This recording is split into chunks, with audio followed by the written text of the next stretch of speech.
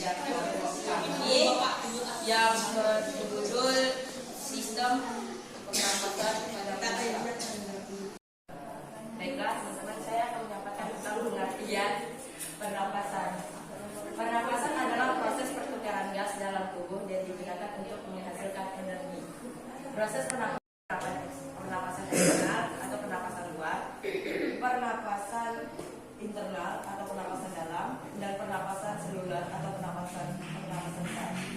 Atau pernapasan adalah proses keluar masuknya udara, oksigen, dan karbon dioksida yang dihirup lalu masuk ke dalam trakea, kemudian ke alveolus, kemudian terjadinya pertukaran gas oksigen dan karbon dioksida, kemudian ke paru-paru, kemudian udara dikeluarkan kembali di bawah oleh darah.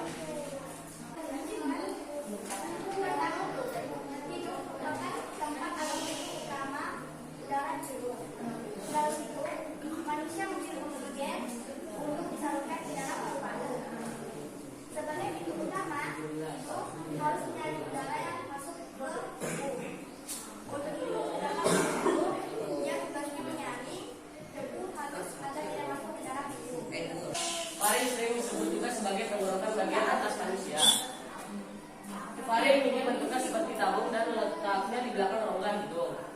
Fungsi dari faring ini adalah sebagai jalur. Jadi udara yang masuk ke tubuh disalurkan lewat faring dan ke trakea. Baiklah, seperti saya akan menjelaskan tentang bagian saya yaitu epiglotis, yang dimana epiglotis bentuknya berupa lipatan pada tulang rawan dan letaknya tepat di belakang lidah. Epiglotis ini mirip seperti katup. Saat bernapas ia akan terbuka dan saat kita makan ia akan tertutup agar makanan tidak masuk.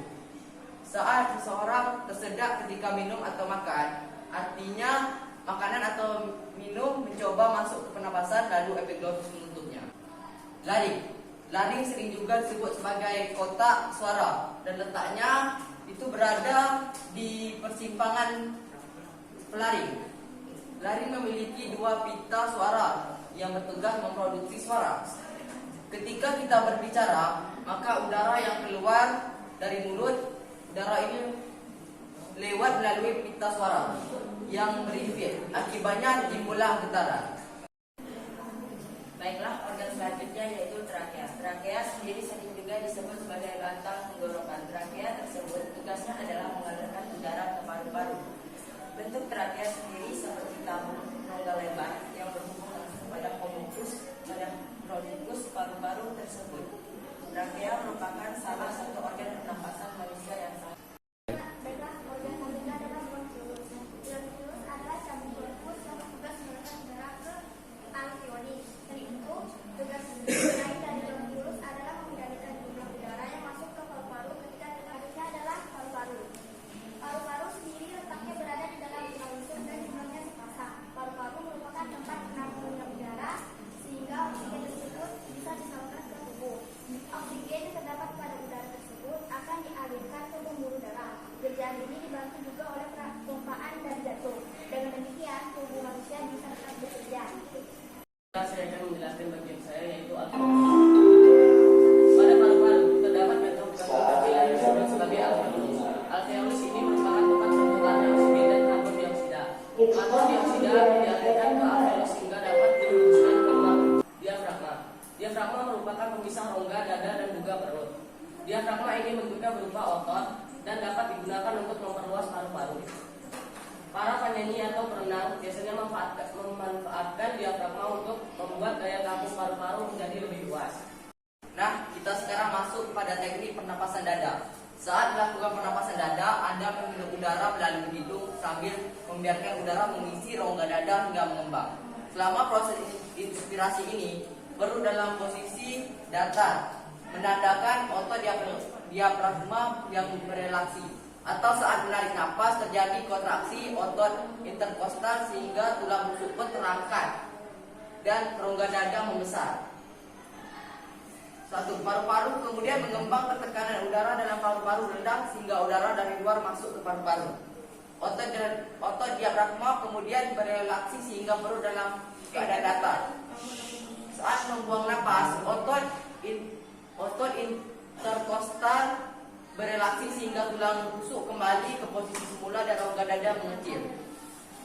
Paru-paru kemudian ikut mengecil dan tekanan udara dalam paru-paru menjadi tinggi, sehingga karbon dioksida keluar dari paru-paru. Hal ini menyebabkan otot diafragma berkontraksi dan perut mengembang. Perbedaan yang paling mencolok antara mekanisme pernapasan dada dengan pernapasan perut terletak pada bagian otot yang bekerja saat proses respirasi dan pertukaran oksigen dan karbon dioksida. Jika pernapasan dada menggunakan otot-otot tulang rusuk, maka pernapasan perut melibatkan otot-otot diafragma yang terletak di antara rongga dada dan perut. Nah, pada pernapasan perut, otot diafragma akan berkontraksi saat proses inspirasi dan berelaksi saat mengeluarkan udara. Berikut proses pernapasan perut yang digunakan otot diafragma.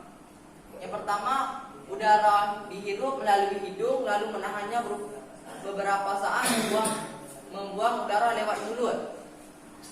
Yang kedua, selama menarik napas dari hidung, pastikan mulut tertutup untuk menahan bagian dada tetap datar sehingga diafragma bisa berkontraksi. Yang ketiga, hal ini ditunjukkan dengan posisi perut yang lebih condong ke depan atau mengembang. Kamu juga harus merasakan udara masuk mengisi perut. Yang terakhir, kemudian hembuskan udara secara perlahan melalui mulut. Selama proses inspirasi rongga dada mengembang, tetapi otot bagian luar tulang rusuk akan berkontraksi sehingga diafragma pun ikut mengembang.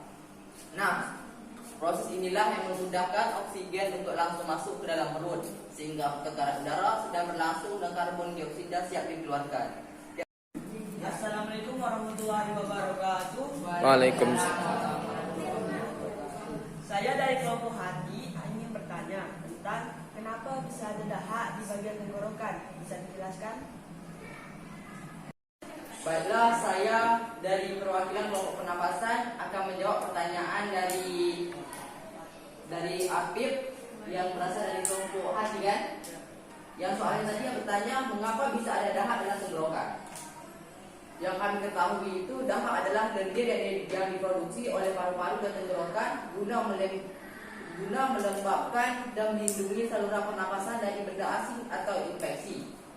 Namun, bila produksinya terlalu banyak dan kental seperti jeli, dahak akan sulit dikeluarkan dan menyumbat saluran pernapasan sehingga menimbulkan ketidaknyamanan. Saya dari kelompok ginjal ingin bertanya kenapa ada bulu hidung. Fungsi bulu hidung itu buat apa? Tolong dijelaskan. Demikianlah presentasi dari kelompok kami. Bila ada salah dan kurang, kami mohon maaf. Kami akhiri dengan wabillahi taufiq wal hidayah. Assalamualaikum warahmatullahi